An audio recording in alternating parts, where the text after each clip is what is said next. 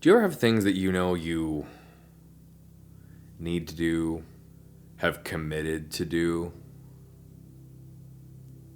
but you just don't want to do it? And sometimes there's not even necessarily a reason, just you don't feel like it. And even if there are reasons, it's really difficult, particularly when it fits into the category of something that we've committed to do or needed to do, where I think it's easy for us to shame ourselves, blame ourselves, judge ourselves for not having the strength, the conviction, the ability to just push through. And then when we want to do something, we easily can dismiss it and beat ourselves up as well, because if we want to do something, if there's desire and there's hope, you'd think it'd be a lot easier to do, but sometimes we just still don't want to do it. I've been like that for the last few weeks with turning on the camera, with filming and creating content, with just even documenting thoughts and vlog opportunities and no limits living. And I haven't been easy on myself about it. On one hand, I recognize that I've had a very challenging few weeks that I'm putting in the work and working through, and have been doing really well, particularly this last period of time. But despite all that, I still feel like I should be able to perform, even in those times when maybe I'm not at my best. And so on one hand, I give myself grace because I know how difficult this is, but on the other hand, I definitely shame and guilt myself because I hold myself to a standard. Sometimes it's probably not fair to hold myself to. But I feel like those standards are ways that we operate and define our lives, and so I give myself a very hard time whenever I feel like I'm not at that standard.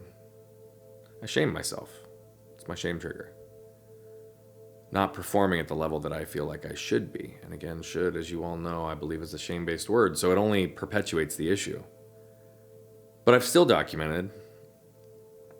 I've still filmed. Just not as much. And I've missed lots of moments that, frankly, I think would have been meaningful to share with all of you. Some of my darkest moments that I'll never replicate, never be able to be back in that position in the same way, in the same situation, to feel things as rawly as I did.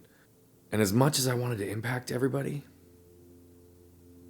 as much as I knew that this could be a teachable moment, I had to focus on me.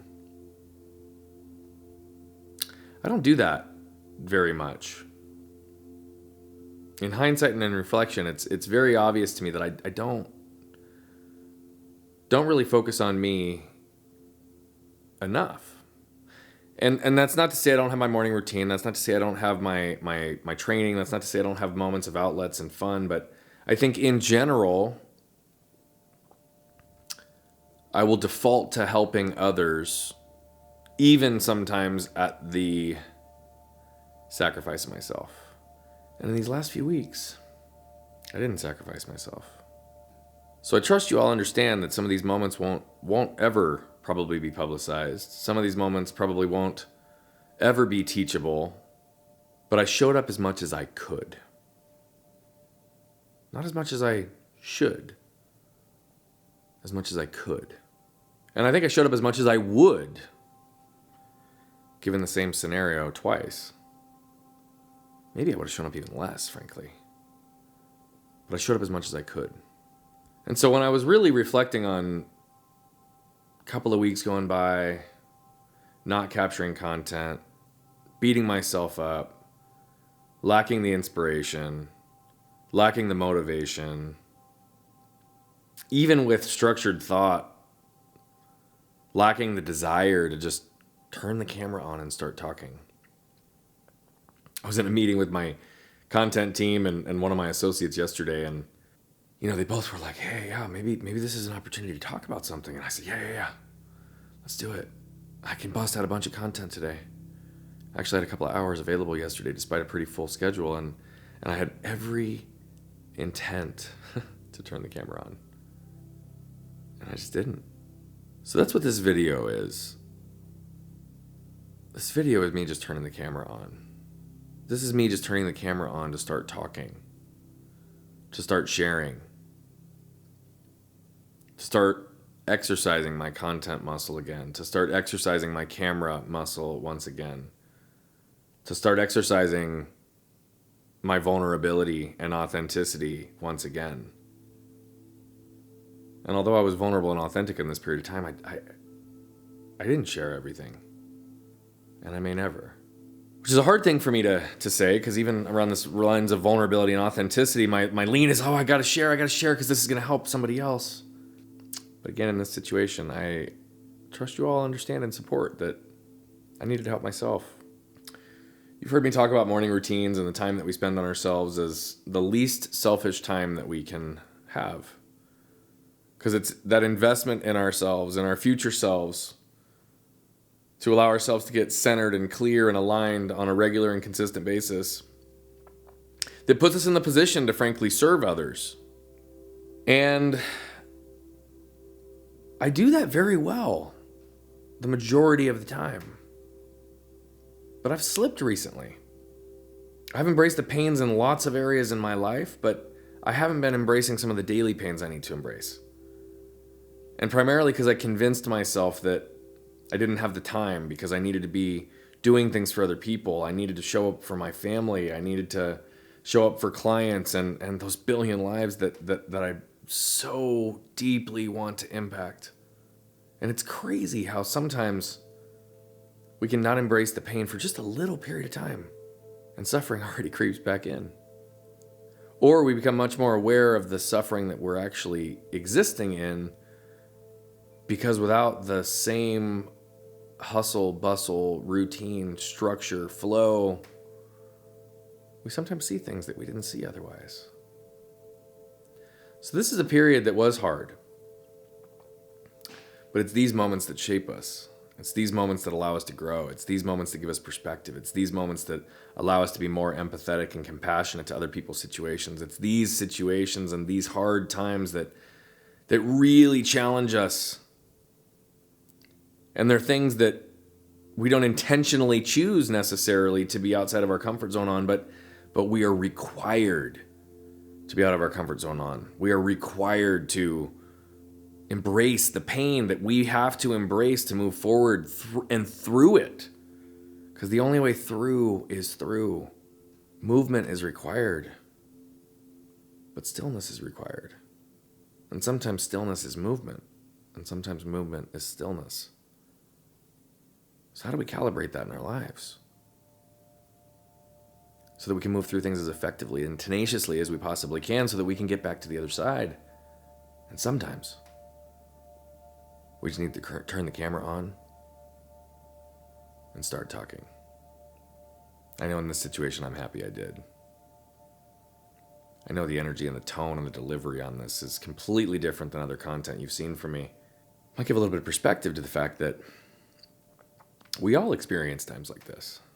So although I'm not given the details of what I just went through, I thought the least I could do is allow you to see where I am, to feel my energy, to hear the shift in my tone,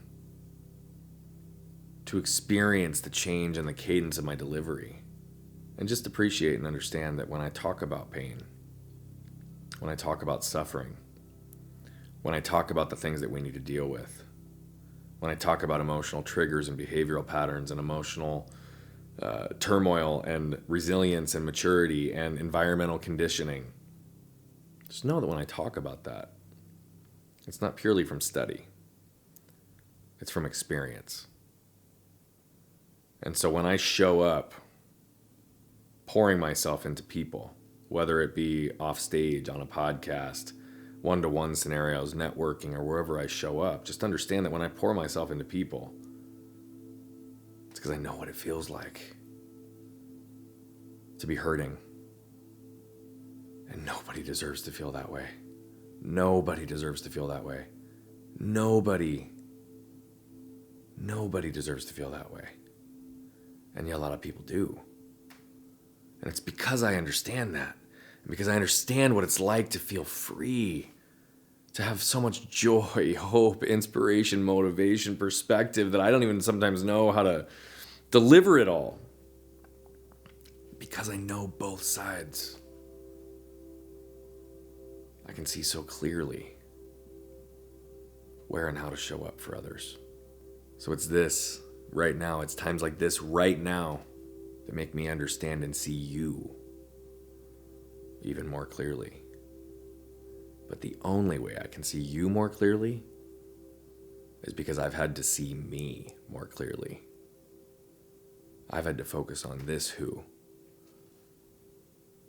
I've had to challenge my own belief systems, the own lens with which I view the world, my own perspective, my own feelings,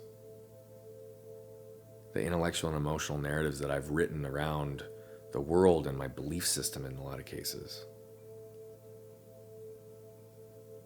And I commit to you, I'm going to continue to put the work in on me so that I can help you see you even more clearly. So until next time, be great and be you.